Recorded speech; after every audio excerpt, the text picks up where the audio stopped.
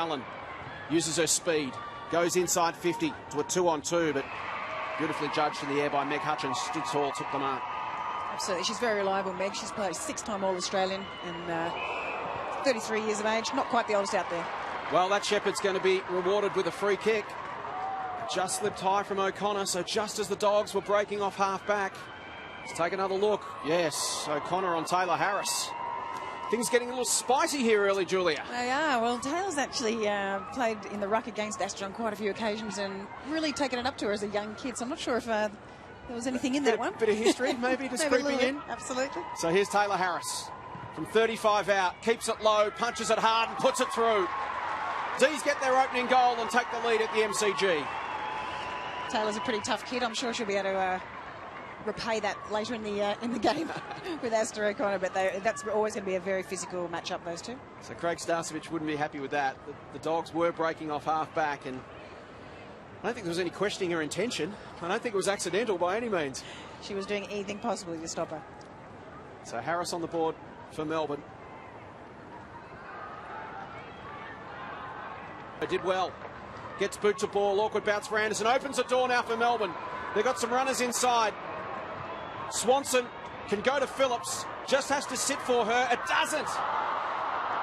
She gets a horrible bounce. And that allows Kyochi to get back. The cavalry arrives. Some strong contact. Play on the call. Swanson gets the goal. It was hard work for the D's, but they got there eventually. Swanson gets their second. Hutchins with the kick-in duties. The D's have snuck away to a 7-point lead. We've played 18 minutes in the opening term. Hutchins, dangerous-looking kick.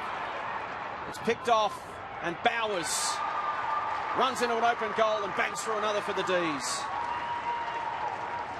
And Bowers has been a really good contributor in the last few years in the sort of top 5 of the Melbourne Football Club's best performers and possession getters, so not surprising at all that she was in the perfect spot then just to intercept that poor kick in from the Western Bulldogs from Hutchie. And speaking of ACL, she's overcome 2 of them, hasn't she, on her journey? 23-year-old from WA, plays with the Coastal Titans, as so many of these girls do in this game today. A lot of Titans girls out there. To Bates, high kick inside 50. Here comes Hope from the back. At ground level, Swanson again. And again, it should come back. No, the mark's dropped by Kasler. Here's Hooker. She controls it to Harris. A minute and a half on the clock. Maybe didn't need to play on there. Could have milked the clock. Goes inside 50. It's a one-on-one. It's Phillips versus Hutchins. Phillips goes off the ground. Has it got the legs? It's running to the square. It won't. Hutchins will pick it up.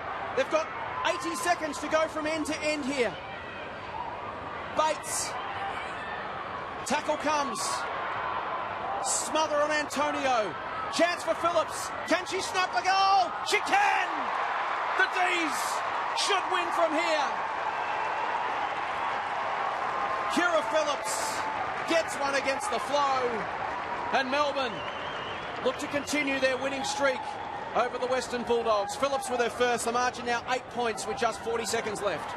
The Western Bulldogs really wasted an opportunity when they had the ball down their end. They just tried to bomb it in instead of actually look for those leads and have a little bit of patience and control. A little bit of panic, I think, happened with when you've got a scoreboard clock up there, then you can see the time ticking down. I think they just thought they might run out of time. But great work from Melbourne Football Club to get it down the other end.